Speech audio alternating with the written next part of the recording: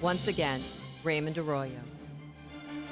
Welcome back to the World Over Live. It has been 54 years since the United States and Cuba had embassies in their respective countries. Will the reestablishment of diplomatic ties between the two countries alter the human rights in Cuba, or could it harm the people there? Cuban-American Congressman Carlos Curbelo, representing Florida's 26th district, joins me to discuss. Congressman, thanks for being here. Thank you so much. I want to play a bite for you to kind of set the stage. This is President Obama just the other day. Yes, there are those who want to turn back the clock and double down on a policy of isolation, but it's long past time for us to realize that this approach doesn't work. It hasn't worked for 50 years. It shuts America out of Cuba's future, and it only makes life worse for the Cuban people. Are you trying to turn back the clock, Congressman? The president unfortunately feels that it is our fault in the United States, the beacon for freedom and democracy in the world. It is our fault that the Cuban people have suffered for over 50 years. And it is not. He is trying to rewrite history. There is one reason why the Cuban people have suffered for 56, almost 57 years now, the Castro government. From day one, the Castros began confiscating property, expelling the church, public executions. Right. So nothing that has happened in Cuba is our fault. We are good. The Castro government is bad. And what we're trying to do and what we're advocating for is a U.S. policy that puts people, human rights, justice before appeasement of enemies of the United States who have chronically and flagrantly opposed the interests of the United States throughout the world, fighting our brave men and women during the Cold War, a government that has murdered American citizens over international waters, February 24th, 1996. We are asking for justice. There will be a day to engage a free Cuba. That day is not today. It is amazing when you look just over the last few weeks. Cuba suddenly plucked off of that exporters of terrorism list. Now they're basically treated like an ally. Yet, when you look at what's happening in country, the human rights violations just this past week, in the last few weeks, 225 dissidents were rounded up, including 60 of the ladies in white who are protesting their husbands' incarceration in Cuban prisons. Antonio Rodiles, the human rights activist, got his nose smashed. What's happening? Why do we see this increase in the roundups and the crackdowns? What's happening? You'd think when the United States is finally playing ball and money's about to flow into your country, now's the time to play nice, right? Because the Cuban government knows that for the first time it can act with complete impunity. At least over decades, the United States, and sometimes we were alone, was the only voice denouncing these human rights abuses in Cuba. But the State Department was asked the other day, what about Mr. Rodiles? How do you feel about this? How is this going to change your new approach? And they said, oh, we're concerned about it, but it's going to change absolutely nothing. That is a green light to the Castro government to do as it pleases, to continue suppressing anyone who has a different opinion, to continue beating the ladies in white, Catholic women that attend Mass every Sunday and then march peacefully, demonstrate peacefully, and they get beaten over the head, thrown to the ground, rounded up. So at least there is a Congress that still has a moral compass when it comes to Cuba, and many of my colleagues have joined the Cuban-American members of both the House and the Senate to denounce, shine a light on these human rights abuses, and demand that at least the administration observe a minimum level of human rights when it comes to our Cuba policy. Absolutely. Yeah, I mean, just to give people an idea, since December, 3,000 people have been incarcerated. It's not that big an island.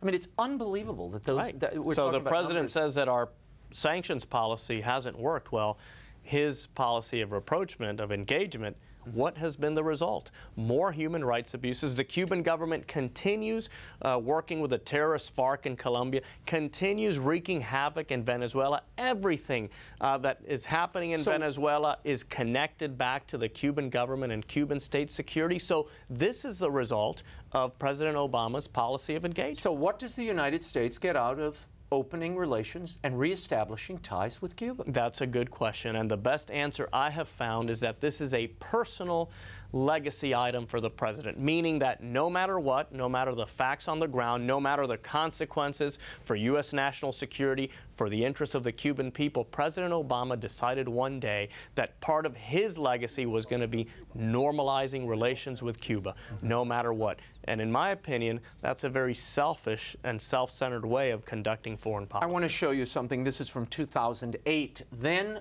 presidential contender Senator Barack Obama, in a speech to the Cuban American National Foundation's annual Cuban Independence Day luncheon, had this to say. The road to freedom for all Cubans must begin with justice for Cuba's political prisoners, the right of free speech, a free press, freedom of assembly, and it must lead to elections that are free and fair. Now the president is asking for the embargo to be lifted. Only Congress can do that. It falls into your court. Should Congress do it? And what's wrong with what the president said there and the actions now? Absolutely not. And I agree with what the president said back in 2008 when he was campaigning for votes in the state of Florida. We should not afford the Cuban government any additional unilateral concessions.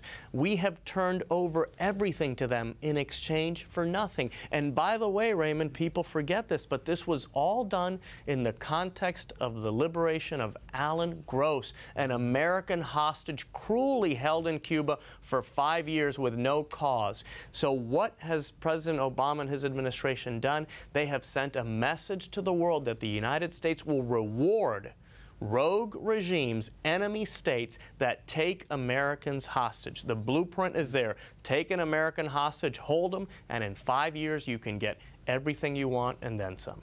What about religious liberty? I am particularly concerned, having watched this for a good long time, covering John Paul's trip to Cuba back in the 90s.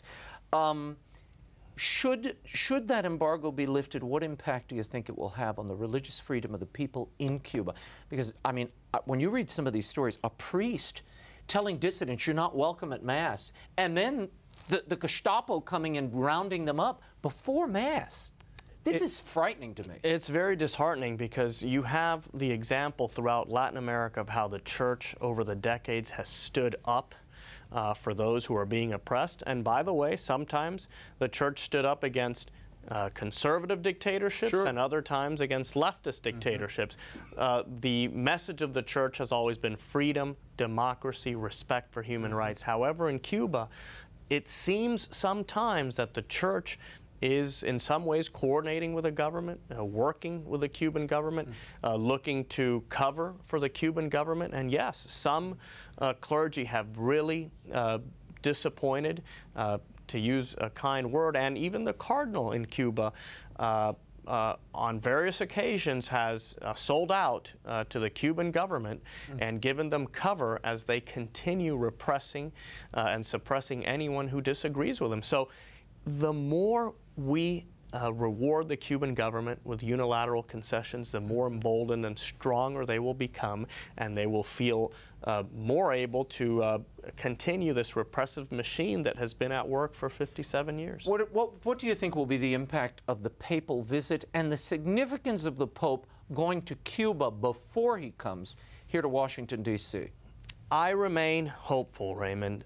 The Pope lived under the cruel military dictatorship in Argentina. He knows what it's like for people to lose their human rights, to be imprisoned unjustly, to be executed, to be disappeared. So I am very hopeful that he will borrow from that horrible experience in Argentina in the late 70s and early 80s and understand that the Cuban government is no different. It is a military dictatorship. Raul Castro, who is the dictator, was also the head of the military. The military in Cuba runs everything. They operate all the businesses. So I am hopeful that Pope Francis, who is clearly someone who is full of the Holy Spirit, a charismatic man, a man of Christ, will have the courage to say the truth in Cuba. That is all we ask. We know that the Pope cannot wave a wand and change a country, but we know that the Pope can speak truth to power. And that is what we as Catholics believe. no relativism. There's a truth, and it should be told explicitly. So I remain hopeful. The Pope in some cases has not been as clear, as explicit. In his recent trip to the Americas, I think he's lacked some strength, but I'm hopeful that in the case of Cuba, he is going to borrow from that horrible experience he had as an Argentinian under the military dictatorship. Before I let you go, people on the pro side of this re-engagement with Cuba will say, look, you put an embassy there, and it becomes a listening post and a place for those with aspirations of freedom to come. There's more communication, and that when you empower the people and you allow banks, U.S. banks to operate on the island, this will inevitably, over time, bring a democratic spirit to the place, revive what's there. Do you buy that argument? Look, in a country where the government owns literally everything, that is impossible. I understand how people can say, well, maybe we should try something different, but when your proposal, your alternative, enriches a cruel dictatorship, infuses cash into the coffers of an enemy of the United States. I told the president in April when I traveled with him on Air Force One, when the Cuban government was cash rich under the Soviet subsidies, they had their military deployed throughout the world. They were more aggressively exporting revolution, training guerrilla forces that ended up all over the Americas. Thanks to our sanctions, after the collapse of the Soviet Union, the Cuban military was crippled, and their ability to wreak havoc and project power was limited. So the same men who did all those horrible things, who, by the way, had nuclear missiles installed on the island and pointed at the United States, they are still in power. If there were a new leader in Cuba, I could understand some of these arguments. There's someone new there. Let's try a different approach. Maybe that person will be open to changing. But these are 80-year-old men, almost 90-year-old in the case, 90 years old in the case of Fidel Castro. They're not going to change. They are going to exploit every single opportunity for their personal benefit. There will be a day to reach out to the Cuban government, and that'll be the day when Raul and Fidel Castro are not in power. Congressman Curbelo, thank you so much for being here. Thank you, Raymond. Hope you'll come back. I will.